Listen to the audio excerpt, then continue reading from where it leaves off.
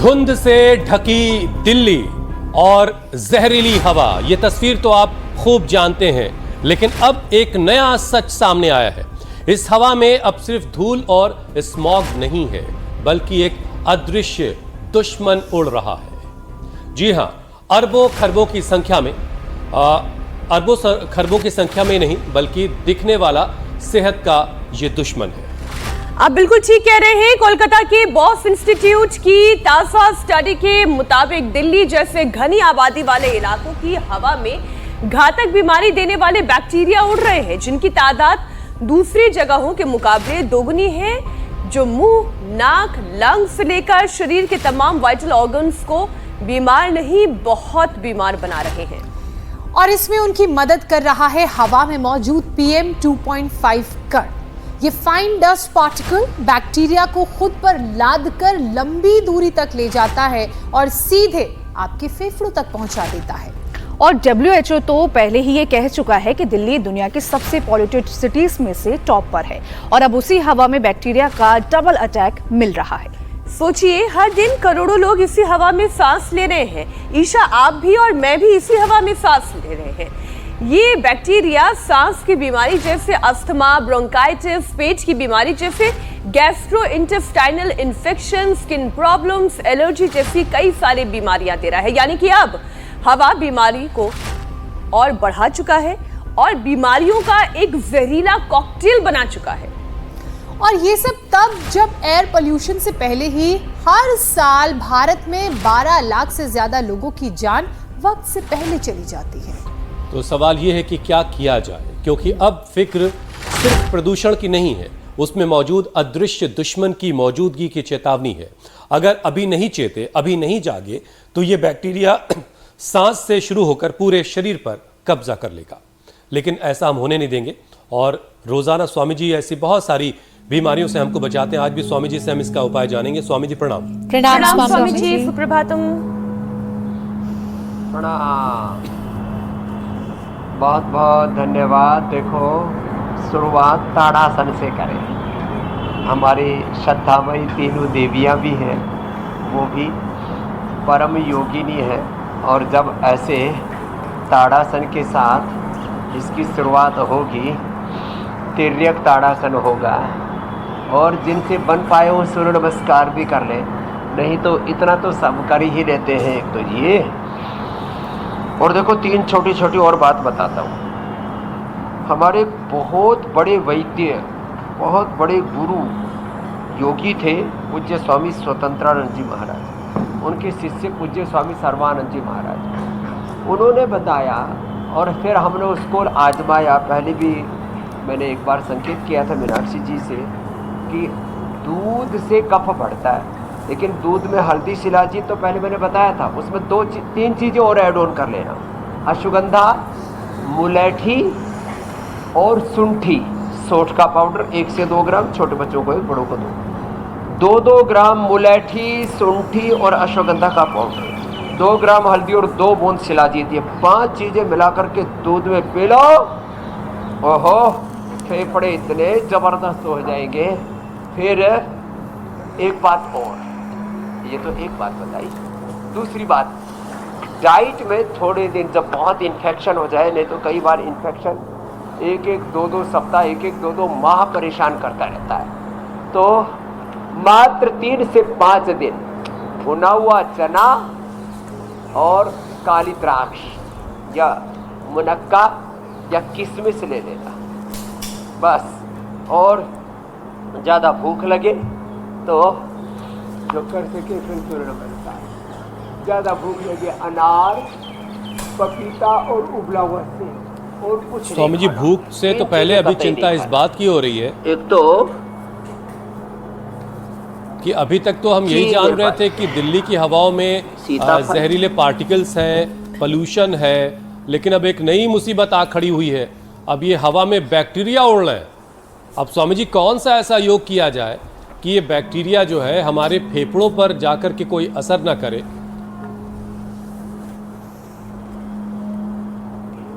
तो इसके लिए सूर्य नमस्कार, उसके लिए जिनसे बन पाए फिर वो भुजंगासन, और भुजंगासन के साथ साथ ये देखो सूर्य नमस्कार भी नहीं हो पाए तो कोई बात नहीं, ये जो है बहुत ही जबरदस्त है। ऐसे साधारण दंड ये, और फिर उष्ट्रासन भी बताएंगे।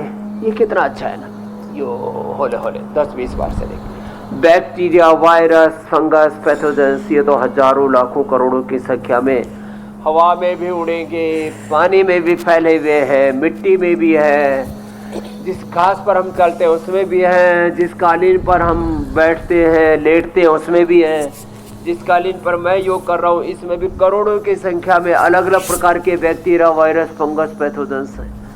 बेडशीट पर भी है, पर्दों में भी हैं, तो हवा में उड़ रहे हैं, चारों तरफ दीवारों में चिपके हुए हैं, जहाँ दीवारों में सीलन होती है वहाँ तो बहुत ज़्यादा होते हैं।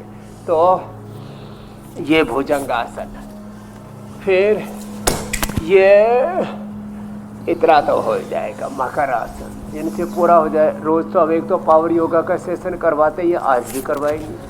साधारण दंड, हनुमान दंड, पार्श्व दंड, वृश्चिक दंड, चक्र दंड, इतना भी ना हो पाए तो ये मकर आसन और ये भुजंगासन तो सबको कर ही लेना है। फिर एक तो मैंने बताया औषधि के तौर पर स्वासारी और ब्रोनकोम, स्वासारी क्वाथ और स्वासारी प्रवाही, और खान पान के तौर पर भुना हुआ चना और उसके साथ काली द्राक्ष, मुनक्का या किशमिश, ओहो हो, और अनार, उबला हुआ सेव और पपीता इसकी औषधि है। और बाकी चीज़ खानी ही नहीं। बहुत ज़्यादा भूख लगे तो चने का सत्तू बना लेना छिलके के साथ। देखो छिलके के साथ भुना हुआ चना, छिलके के साथ उसका सत्तू बना लिया, तेज गर्म पानी में पी ले, अथवा तेज गर्म पानी में पी लेना, अथवा उसी की रोटी बना करके खा लेना। लो, और कोई कहते जी बड़ी कमजोरी लग रही है तो रोटी के साथ, उस भुने हुए चने की रोटी के साथ, सत्तू की रोटी के साथ थोड़ा च्यवनप्राश खा लिया, थोड़ा खजूर ले लिया, बस कोई कमजोरी नहीं लगेगी। तो ये जो अभ्यास में बता रहा था तो power yoga, longevity yoga, anti ageing yoga, ये तो डेली करवाते हैं। तो स्वामी जी रास्ता बस यही है कि योग करके फिर अब तो एक सुरक्षा कवच तैयार कर लिया जाए, करना ही पड़ेगा ताकि कोई भी बैक्टीरिया नुकसान नहीं पहुंचा सके। लेकिन स्वामी जी बहुत सारे लोग ये समझना चाह रहे हैं कि PM 2.5 जो पार्टिकल्स है, जो कण है, इन पर बैक्टीरिया सवार होकर के ट्रैवल करता है, फिर हमारे शरीर के अंदर गहराइयों तक पहुंच जाता है। तो स्वामी जी ऐसा कौन सी यौगिक क्रिया है जिसे घर बैठे लोग कर सकते हैं योगाभ्यास के साथ साथ, जिससे शरीर अंदर से डिटॉक्स हो जाए, जो बैक्टीरिया अंदर कहीं घर कर गया है, जो गंदगी अंदर घर कर गई है, उसे बाहर निकाला जा सके? कहीं भी लुका छुपा बैठा है, कहीं पर भी घात लगाए बैठा है, सब ठीक होगा। बस एक तो ये कर ले, जो इतना भी ना कर पाए वो कम से कम इतना तो कर सकते हैं ना। देखिए ये है पैर, और हाँ 3 जगह सबसे ज्यादा अटैक करता है। 2400 किलोमीटर लंबा हमारा रेस्पिरेटरी ट्रैक्ट, जो नाक से शुरू होकर के और यहाँ फेफड़े तक। ये उष्ट्रासन, अर्धोष्ट्रासन, भुजंगासन के बाद ये गोमुखासन। और हाँ ये कफ ना यहाँ से शुरू होकर के नाक में खुजली होगी, नाक बंद हो जाएगा। अब इसमें तो 5 बादाम 5 काली मिर्च ले लो, नाक खुल जाएगा। स्वासारी, ब्रोनकोम, कंठामृत, संजीवनी वटी, लक्ष्मी विलास ये ले लो, मुंह में गर्म पानी से ले लो, नाक खुल जाएगा। स्वासारी तेज गर्म पानी में ले लो, नाक खुल जाएगा। नाक से लेकर के गले से लेकर के 2400 किलोमीटर लंबा हमारा रेस्पिरेटरी ट्रैक्ट है। फिर इसका ऊपर की ओर यहाँ तक जमता है, यहाँ पूरे नाक के ऊपर की तरफ यहाँ तक ये पूरा भर जाता है और कान तक असर आ जाता है किसी के तो बालों पर भी ये कफ नजला उतर आता है।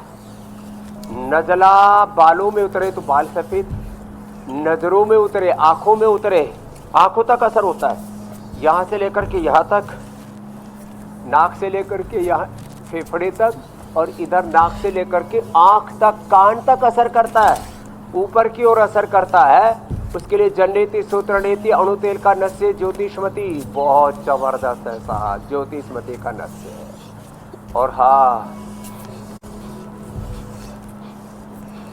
ऊपर के लिए थोड़ा मसाज भी,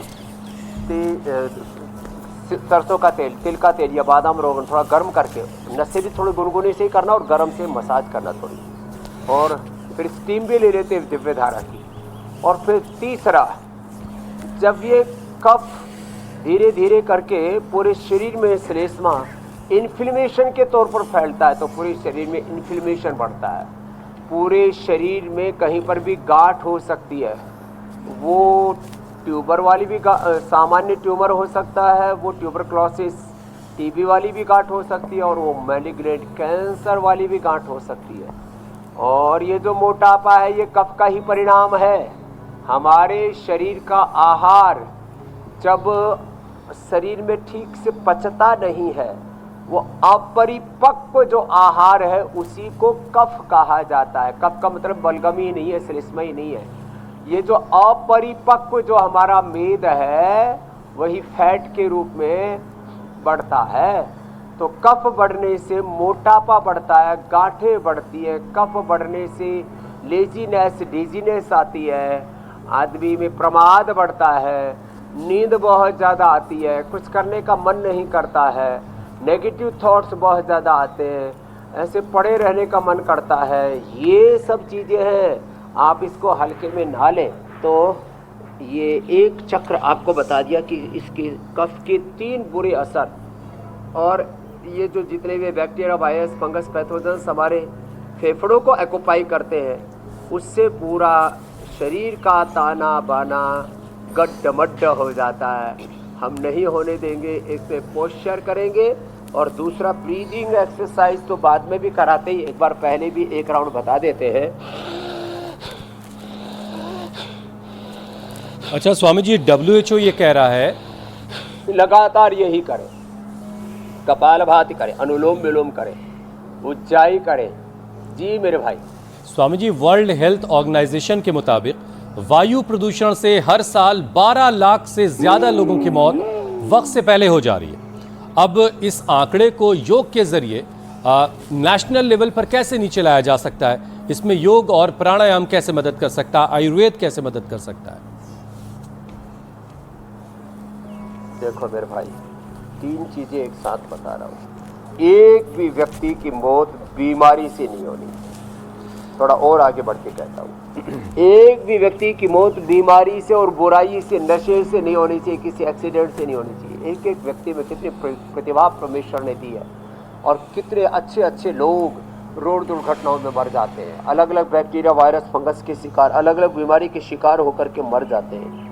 किसी की भी मौत न सड़क दुर्घटना में हो, किसी की भी मौत किसी जो है मॉब लिंचिंग में ना हो, किसी की भी मौत किसी बीमारी से, किसी बुराई से ना हो। और किसी जो है अंदर तो एक एक करके ना हम इग्नोर करने की आदत है, मनुष्य इग्नोर करता है। कुछ चीज़ों को इग्नोर करना ही चाहिए।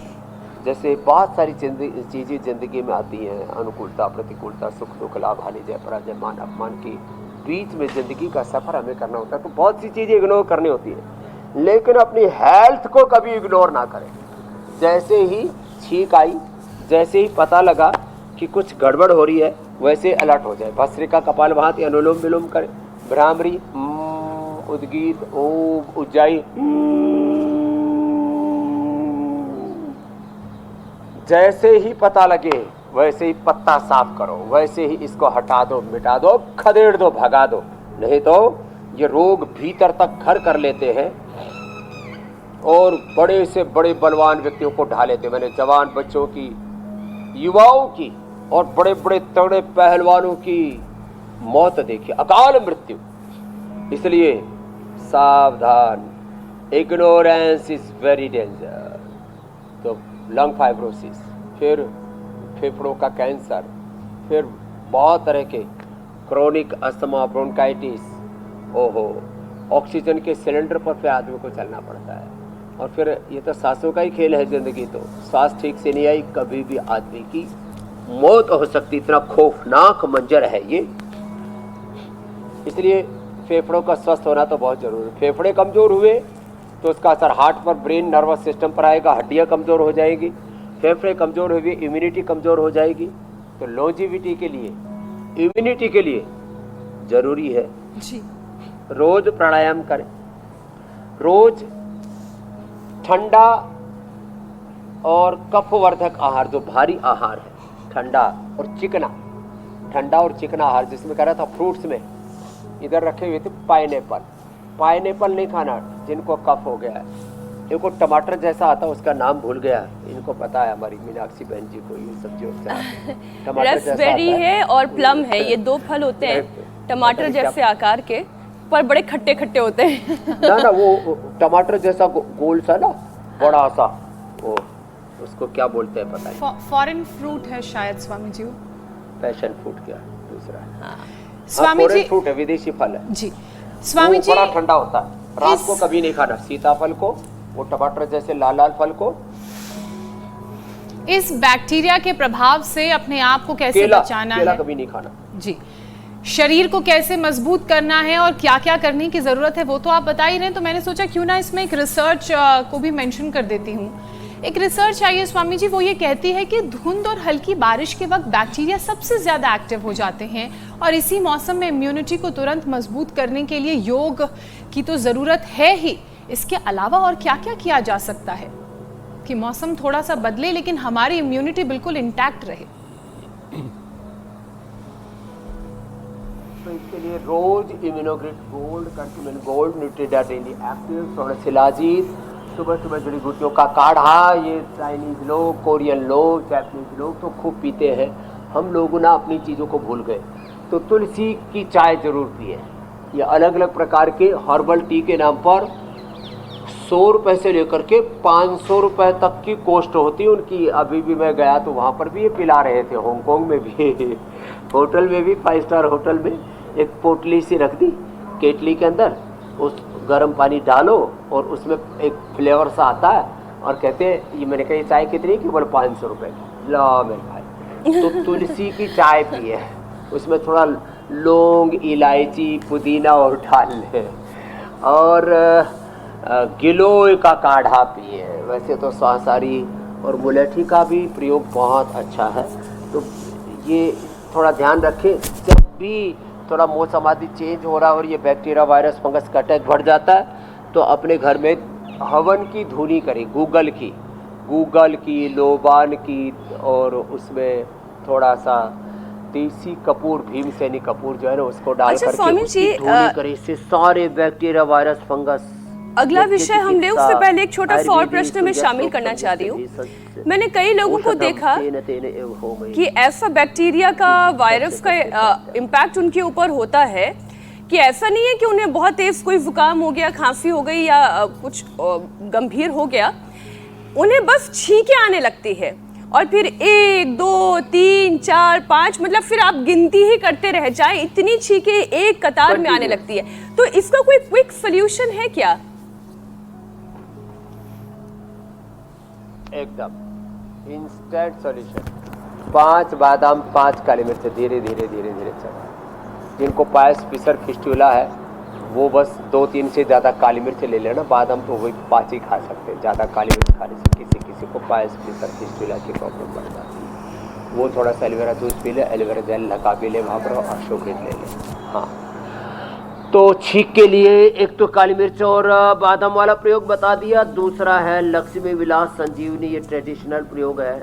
और ब्रोनकोम और सांसारी, ये हमारा research and evidence based readymade प्रयोग है। तो होम रेमेडी, रेडीमेड प्रयोग। और हाँ, ये अंगुली दबाते ही छींक में, यहाँ से रिंग फिंगर के टॉप पर और यहाँ से, ये बड़ा जबरदस्त एकदम से छींक पर। और नाक में अणु तेल, सरसों का तेल, और सुबह सुबह एक बार सरसों के तेल में या अणु तेल में ज्योतिषमती थोड़ा डाल करके प्रयोग कर लेना, हमेशा के लिए ठीक ठाक बंद। जल नीति सूत्र नीति बड़ी ज़बरदस्त होती है, बस एक ही ध्यान रखें, जल नीति करते समय सांस खींचना नहीं है, बस एक तरफ लगाओ दूसरी तरफ से आप निकल लेंगे। और सूत्र नीति करने से पहले रात को बादाम, रोगन, तिल का तेल, सरसों का तेल, अणु तेल ये ज़रूर डाल लेना। हाँ, और गुनगुना करके डालें। जिनको कफ कोल्ड है ना, वो कई बार ऐसे ही ठंडा तेल डाल लेते हैं, उससे कफ बढ़ जाता है। तो ये छोटी छोटी बातें होती हैं। जैसे मैंने कहा, जिनको कफ है उनको केला नहीं खाना, वो टमाटर जैसा लाल फ्रूट आता है वो नहीं खाना, और ये सीताफल नहीं खाना। गुजराती लोग तो ना सीताफल अड़ेज नहीं, स्वामी जी सीताफल। और ये अमरूद, अमरूद भी उबाल के खा सकते हैं, अमरूद वो भी ठंडा होता है। स्वामी जी सीताफल वो शरीफा को कह रहे हैं तो ऐसी, और घी, चिकनाई और ठंडी चीजें, दही छाछ भी नहीं लेना। हाँ जी मेरी बहन। ठीक, अगला विषय ले लेती हूँ स्वामी जी। सांसों की बीमारियां जैसे अस्थमा हो गया, ब्रोंकाइटिस हो गई, इसकी परेशानी हम आसपास भी देख रहे हैं बहुत तेजी से बढ़ रही है, और ऐसे पेशेंट्स बिना दवा के राहत पा ही नहीं पा रहे हैं। ये सबसे बड़ी समस्या है, खास तौर पे जो ब्रोंकाइटिस के पेशेंट्स हैं या फिर जो एस्थमेटिक हैं, उनका तो बिना इनहेलर के गुजारा ही नहीं हो रहा है। कई लोगों को मैंने देखा 2-2 इनहेलर के कॉम्बिनेशंस में वो इनहेलर्स लेते हैं। जी, तो क्या किया जा सकता है कि ये इनहेलर की परेशानी छूट जाए, दवाओं के बिना भी राहत मिले? क्या किया जा सकता है? सिंथेटिक दवाइयाँ, synthetic hair care, dental care, skin care, synthetic home care, ये तो बड़े खतरनाक है। बच्चों को तो सिंथेटिक दवाएं, एंटीबायोटिक्स देते हैं, उनको डायबिटीज़ तक हो जाती है। अभी एक कास्ट की बेटी मेरे पास आई, कास्टी को मैंने पूछा, बेटा तुमको शुगर हुई कैसे? तो उसकी माँ ने बताया, इसको थोड़ा सर्दी जुकाम बुखार तेज़ हो गया था और हमने इसको एंटीबायोटिक दे दिए और शुगर पहुंच गई 900। छोटी सी बेटी को, 6 साल की बेटी, अभी 7 साल की हुई, 6-7 साल की बेटी और 900 शुगर, HbA1c 16 है। मेरी बहन ज्योत्सना जी, ये छोटे बच्चों को हम थोक के भाव ऐसे दे देते ना, बच्चे हैं अब क्या करें, दया आती है, छीकम छीक हो रही है, नाक पकसा गया है। अरे भाई थोड़ा स्वासारी तेज़ गर्म पानी में दे दो, स्वासारी त्रिकुटा सीतोपलादी शहद के साथ चटा दो, थोड़ा हल्दी, अदरक, तुलसी का रस, उसको शहद के साथ, देखो असर होगा। फीवर है तो फीवरग्रिड, टाइफाइड है तो टाइफोग्रिड, नहीं तो ज्वरनाशक वटी और ये सब सुदर्शन घनवटी बड़ी ज़बरदस्त है। तो देखो हमें अपनी ट्रेडिशनल चीज़ों पर लौटना तो पड़ेगा, उसके बिना ये तो हम अचानक घबरा करके सोचते हैं कि अचानक तुरंत फ़ायदा हो जाएगा, एकदम फ़ायदा हो जाएगा, एंटीबायोटिक ले लो, वो थोड़ी देर का फ़ायदा और ज़िंदगी भर का नुकसान, उसकी भरपाई कभी नहीं हो पाएगी। इसलिए सावधानी पूर्वक आयुर्वेद को ही अपनाएं। और खान पान में मैं जो बोला, ठंडी चिकनाई और दही, दही को जिनको क्रोनिक कफ है उनको तो नहीं लेना। सामान्य कफ में हमारे गुरुजी दही में गुड़ और शक्कर लिया करते हैं और थोड़ी मात्रा में दही लेते थे, वो औषधि का काम करता है।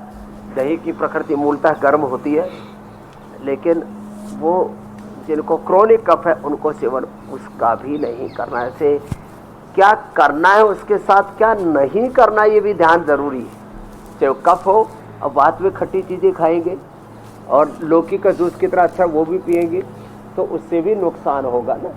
तो क्या नहीं करना, बीपी है, नमक खा रहे, शुगर है, मिठाई चीनी उड़ा रहे, और कैंसर है, और जितना भी जंक फूड है, फास्ट फूड है और तंबाकू आदि ये खा रहे, ये चलेगा नहीं ना। तो जिसको जो प्रॉब्लम है, पहले से कोलेस्ट्रॉल बढ़ा हुआ है, चिकनाई घी खा रहे दबा करके, पहले ही वजन बढ़ा हुआ है और अनाज नमक मीठा ठोक करके खा रहे, कैसे कम हो जाएगा। तो क्या करना है उसके साथ हर बार ये भी ध्यान रखिए क्या नहीं करना। अचानक गर्म से ठंडी हवा में, अचानक एसी में, अचानक एसी से फिर तेज़ गर्म वातावरण में, इसको कहते हैं सर्द गर्म बिगड़ गया, इसका भी ध्यान रखना है, ये बड़ा ख़तरनाक होता है। तो इसलिए अपने कमरे का टेम्परेचर ये 16-18 पर एसी नहीं रखें। मुझे कभी एसी में बैठना भी पड़ता है इमरजेंसी में, लोगों की सहूलियत के लिए किसी मीटिंग आदि में, तो मैं एसी 25 पर करवा देता हूँ और कभी किसी होटल आदि में कहीं, जैसे आज भी या चारों तरफ अट्टालिकाएँ हैं, कभी हमें इमरजेंसी में किसी होटल आदि में नेशनल इंटरनेशनल, अब जैसे इंटरनेशनल इन्वेस्टर्स के साथ आज हमारा सुबह का योग था जो हमने एक चरण पूरा कर लिया है पहले, तो ऐसी स्थिति में हम होटल में वो टेम्परेचर कर देते हैं 27-28 पर। ये जो बहुत ज़्यादा रात को ठंडा चील्ड करके सोते हैं ना, फिर गर्मियों में भी रजाई ओढ़ के जो सोते हैं लोग, ये ठीक नहीं है। इससे लोगों को कफ बढ़ता है, इससे लोगों को वात बढ़ता है, पूरी बॉडी में स्टिफनेस बढ़ती है, अपनी एनर्जी को का पूरा विध्वंस कर लेते हैं। इन चीज़ों से भी हमें बचना। बातें छोटी छोटी लेकिन बहुत महत्वपूर्ण है, और इसीलिए लोगों को वात, कफ, पित्त, त्रिदोष, मस्कुलर प्रॉब्लम्स, न्यूरो प्रॉब्लम्स बहुत ज़्यादा हो रही है। लोग ऐसे एंड बैंड से फिरे जा रहे हैं। तो और जिनको याद नहीं रह पाता कि क्या करना है क्या नहीं करना, वो लिख करके अपनी एनर्जी को चैनलाइज कर लेंगे, वो अपनी डायरी में नोट कर लें, अपने लिख करके अपने घरों में कहीं चिपका लें, ताकि याद रहा करे कि कैसे कैसे ज़िंदगी गुजारनी है, क्या करना है क्या नहीं करना है, क्योंकि इसी से सारी गड़बड़ी हो रही, जैसा स्वामी जी कह रहे हैं। बहरहाल स्वामी जी देखिए, बैक्टीरिया सिर्फ फेफड़ों में ही नहीं बल्कि पेट में और आंतों तक पहुंच करके गैस्ट्रो इंटेस्टाइनल इन्फेक्शन भी बढ़ा रहा है। तो स्वामी जी, योग में इसके लिए क्या उपाय है ताकि पाचन जो है बिल्कुल परफेक्ट रहे, बैक्टीरिया का अटैक से भी खुद को महफूज रख पाए? बैठ करके मंडूकासन, योग मुद्रासन, लेट करके पवन मुक्तासन, उत्तान पादासन, पादांगुष्ठ नासा स्पर्शासन, सेतु बंध और सर्वांगासन। बड़े जबरदस्त है डाइजेशन के लिए, लीवर के लिए जबरदस्त है। लिवोग्रिड कल मैं बता भी रहा था, लोग लीवर की प्रॉब्लम को ऐसे ही इग्नोर करते रहते हैं। पहले फैटी लीवर ग्रेड 1, फिर 2, फिर 3 और फिर 4 और 5। इतने दिनों में बहुत बड़े आदमी से मिला, बोले जी मेरा तो 5 से भी ऊपर चला गया, 7 लेयर आ गई है लीवर के ऊपर। बहुत बड़े आदमी और ₹2 का साम्राज्य इग्नोर करते रहे फैटी लीवर को, और अब कह रहे बाबा जब ट्रीटमेंट करो। तो मैंने उनको सर्वकल्प काढ़ा, लिवोग्रिड दी, और इसलिए पूरे देश भर में भी हम हेल्थ कैंप लगा रहे हैं, सब लोगों को जागरूक कर रहे हैं, भाई फैटी लीवर से, liver cirrhosis, hepatitis, liver failure से बचो, नहीं तो 50 लाख से 1 करोड़ रुपये खर्च होगी और जिंदगी संकट में पड़ सकती है। तो पादमुष्ट नासा स्पर्शासन, ये सेतुबंध आसन और ये सर्वांगासन, हलासन, बड़े जबरदस्त डाइजेशन के लिए। ये 1-1, 2-2 मिनट लगातार करना है, एक आसन। और सुबह सुबह खाली पेट अनार, बगुगोसा, पपीता, ये पेट के लिए परम औषधि है, परम औषधि। और हाँ, पेट के बाद वेट भी बढ़ जाता है, तो अर्धहलासन, पादवृत्तासन और द्विचक्रिकासन, ये भी थोड़ा सा लंबा करवा देते हैं। बड़े गजब के ये अभ्यास, ये रोज की दिनचर्या में हमने लोगों की सम्मिलित करवा दी है। लोग जो दोनों पैरों से नहीं कर सकते, उनको एक एक पैर से करवा देते हैं। अर्धहलासन, पादवृत्तासन, द्विचक्रिकासन। तो अब पेट भी ठीक रहेगा और वेट भी ठीक रहेगा। तो पेट ठीक रहता है तो लाइपोजेनेसिस ना हो करके लाइपोलाइसिस होता है। लाइपोलाइसिस अच्छा रहेगा तो वेट नहीं बढ़ेगा, जो भी खाए पिएंगे वो हजम हो जाएगा और शरीर को ताकत मिलेगी। ओहो हो। तो एक एक पैर से, दोनों पैरों से ऐसे एक रिदम के साथ, right method, right timing, concentration, continuity, divinity के साथ, योग विधि विधान के साथ, एक अनुष्ठान की तरह एक नियम, एक व्रत ले ले कि रोज मुझे ये अभ्यास करने ही करने। और करोड़ों भाई बहन तो रोज इंडिया टीवी पर हमारे साथ करते हैं। मुझसे लोग मिलते हैं ना, जब भी किसी कार्यक्रम में, हर दिन में करीब 250, 500, कभी तो 1000 लोगों से भी मिलता हूँ। तो उसमें मैक्सिमम लोग कहते हैं जी हम रोज मीनाक्षी जी, ज्योत्सना जी, हुसैन भाई, अमित जी को फॉलो करते हैं। अब ईशा का भी नाम उसमें ईशावास मिदम सर्वम सम्मिलित हो गया है। तो हम रोज करते हैं आपके साथ, और फिर मेरे साथ साथ आप लोगों का भी नाम बोलते तो बड़ा अच्छा लगता है कि हम आपके साथ, मीनाक्षी जी, ज्योत्सना जी के साथ, हुसैन भाई के साथ योग करते हैं।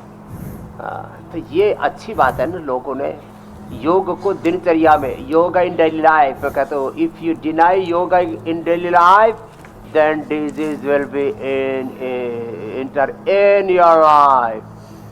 हाँ, योगा से ही होगा, नहीं तो ओहो रोग चारों होगा। तरफ घात लगाए बैठे। रोगा होगा।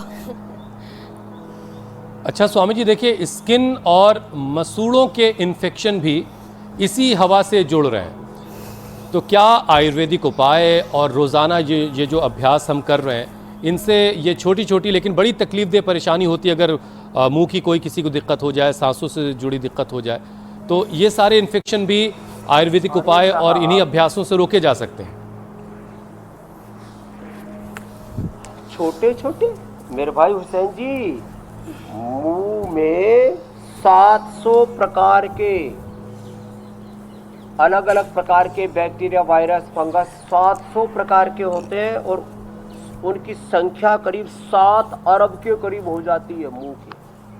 और फिर उसमें कुछ अच्छे वाले भी होते हैं, वो तो ठीक है, वो तो डाइजेशन आदि में जो है आपका सहयोग करते हैं। कुछ खतरनाक होते हैं, मुंह सड़ने लगता है, और जो दांत के साथ फिर दांत और आंत का डायरेक्ट कनेक्शन है गट में, करीब 2 किलो, और वो तो मिलियन नहीं बिलियंस की संख्या में होते हैं, 2 किलो के करीब वेट में। तो ये बड़ा खतरनाक है, इसलिए योग करें और जीरा, धनिया, मेथी, सौंफ का सुबह सुबह पानी पी लें, या आंवला, एलोवेरा, गिलोय, गोधन अर्क पी लें, अथवा देखो पेट के हेल्दी बैक्टीरियाज को अच्छा रखने के लिए अंकुरित या सुबह सुबह फ्रूट्स, अनार आदि बेस्ट है। और हाँ, 1 चम्मच से लेकर के, जिनको निषेध होता है वो खट्टा दही नहीं होना चाहिए, 1 चम्मच से लेकर के 1 कटोरी दही, ये प्रोबायोटिक्स, प्रीबायोटिक्स अलग अलग नाम धर रखे लोगों ने, और उसके नाम पर खूब मार्केटिंग करते हैं और लोगों को खूब लूटते हैं। ओहो, लूट खसोट मची हुई है। फिर जो है पहले फूड के नाम पर लूटते, और कि ये खाओ वो खाओ, और खा खा करके फिर बीमार पड़ जाते, फिर दवाई के नाम पर लूटते हैं। आदमी की लुटाई चल रही है। ये तो स्किन के लिए बहुत अच्छा, एलोवेरा जूस पियो, एलोवेरा जेल लगाओ, बेस्ट है, पूरे शरीर पर लगा सकते हैं। अब स्वामी तो जी फिर वापस आ रहा हूँ, प्राणायाम से शुरू किया था मैंने। जी मेरी बहन, मैं बस प्राणायाम पे ही लाना चाह रही थी स्वामी जी। प्राणायाम अस्थमा, ब्रोंकाइटिस, इस तरीके के वायरल बैक्टीरियल इन्फेक्शन से कैसे बचा सकता है?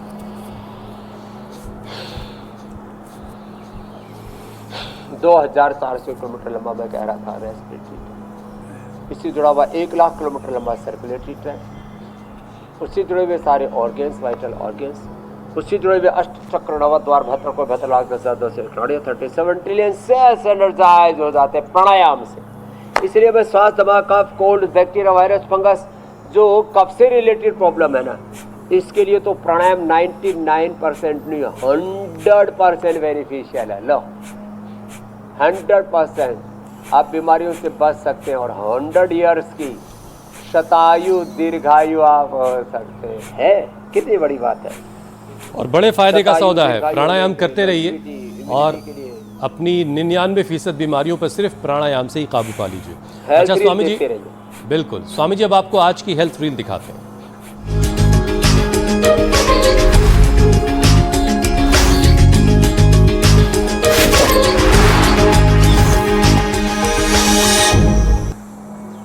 आप सब खूब जानते हैं कि फिटनेस से जुड़ी रील्स की तो सोशल मीडिया पर इस वक्त भरमार है, जिनमें सही गलत का फ़र्क करना मुश्किल हो जाता है। इसीलिए हमने ये शुरुआत की है कि हम आपके लिए हेल्थ रील लाएं। अमित की ये रील देखिए।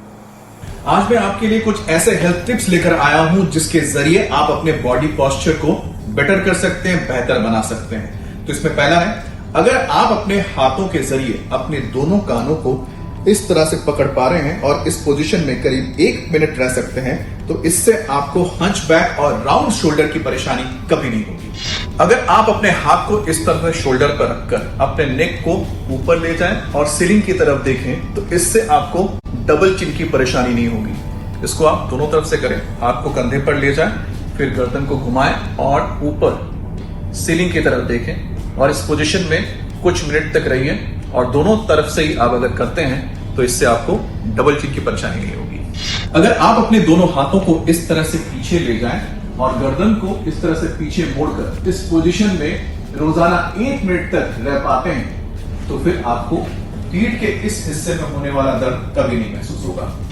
अगर आप किताब को इस तरह से सिर पर रखकर रोजाना 5 मिनट तक चलते हैं तो इससे आपको फॉरवर्ड नेक पोस्चर की परेशानी नहीं होगी। ट्राई करें और बताएं। ये किताब वाले से स्वामी जी मुझे याद है, इससे अच्छा तो घड़े में पानी भर के ले आए नदी से जाकर के, वो और अच्छा एक्सरसाइज हो जाएगा। बहरहाल कोई स्वामी जी इसमें कुछ अगर आप कहना चाहें। ना एकदम परफेक्ट। और ये yoga in office, yoga on chair, yoga in flight, yoga in car, ये भी हो जाएगा। मैंने घर में बैठे बैठे, कार में, फ्लाइट में, गाड़ी में, कहीं पर भी चेयर पर बैठे बैठे ऐसे ही जो पोटैटो काउच है, तो जो लोग बहाना बनाते हैं ना स्वामी जी, उनके लिए भी हमने रास्ते खोल दिए अच्छा, कि वो बहाना नहीं बना पाएंगे। बहरहाल स्वामी जी, अब सवालों के जवाब देने का वक्त हो गया। मुरादाबाद से छत्रपाल सिंह का ये सवाल है। 12 साल से उनको प्रोस्टेट की परेशानी है, ग्लैंड का वजन 62 ग्राम हो गया है, यूरिन पास करने में दिक्कत हो रही है, उनके लिए उपाय बताएं। उसके लिए एक तो हथेली के बीच में दबाई आ सकती, और खाने के बाद चंद्रप्रभावटी और गोक्षरादिवटी और खाली पेट प्रोस्टोग्रिट, लौकी के जूस में 5 काली मिर्च और 11 पत्ते तुलसी की डाल करके लें। प्रोस्टेट एकदम अच्छा हो जाएगा। जिनका 40, 50, 100, 120 ग्राम तक प्रोस्टेट हो गया तो वो भी ठीक किया आपने। तो प्रोस्टेट के लिए जिनका PSA बढ़ जाता उनके लिए भी, PSA भी जिनका 40, 50 तक, एक का तो 250 तक बढ़ गया था, 1 से 2 सप्ताह में नॉर्मल आ जाता है। बस खाने में जौ की आटे की रोटी खाएं और वो भी लौकी की सब्जी के साथ। पुरुषों का PSA बढ़ने से और प्रोस्टेट बढ़ने से कैंसर जैसी स्थिति से उनको जूझना पड़ सकता है। माताओं का CA 125, उसमें दशमूल और कपालभाति और नारीकांति वटी सिरप, और पुरुषों के लिए ये प्रोस्टोग्रिट और सारा उपाय बता दिया। तो एक के लिए पूछा, 2 के लिए बता दिया। स्वामी जी, अगला सवाल मध्य प्रदेश के जबलपुर से अलका जी का है। अपनी 12 साल की बेटी के लिए पूछ रही हैं, जिसको पेट में TB हो गया है, हेमोग्लोबिन का लेवल भी बेहद कम है, बहुत दुबली उनकी बेटी हो गई है, क्या उपचार करें? हीमोग्लोबिन के लिए व्हीट ग्रास, एलोवेरा, खजूर, मुनक्का, अंजीर, ये तो हम बताते रहे। अनार, गाजर, चुकंदर का जूस अप्रतिम है। एक ही सप्ताह में हीमोग्लोबिन बढ़ जाता है। और TB पेट की दूर कब होगी? जब पेट की आंतड़ियाँ, लीवर आदि मजबूत हो गए। इसके लिए लिवोग्रिट ले लें। तो मुनक्का, अंजीर, खजूर आदि तो खा लें, और ये जो व्हीट ग्रास, एलोवेरा, ये अनार, गाजर, चुकंदर के जूस में मिला लें, और एकदम TB की प्रॉब्लम भी अच्छी हो जाएगी। और खाली पेट इम्यूनोग्रिट, गोल्ड और लिवोग्रिट साथ साथ में ले लेंगे। थोड़े दिन TB की दवाई भी ले सकते हैं। वैसे तो हमने यक्षवाड़ी भी अभी निकाल दिया है, सब बाजार में पहुंचने में थोड़ी देर लगेगी। अप्रतिम उपाय है। थोड़ा ये पिंड, तो अलका जी, स्वामी जी के बताए उपाय पर अमल कीजिए, और TB की दवा भी जो है डॉक्टर की निगरानी में पूरा कोर्स ज़रूर कीजिएगा। आपकी बेटी इंशाल्लाह ज़रूर बहुत जल्द अच्छी हो जाएगी। स्वामी जी, सवालों को क्या सिलसिले को यहीं रोकते हैं और अब आपसे इजाज़त लेने का वक्त हो गया है। प्रणाम स्वामी जी। धन्यवाद स्वामी जी। बहुत बहुत शुक्रिया स्वामी जी।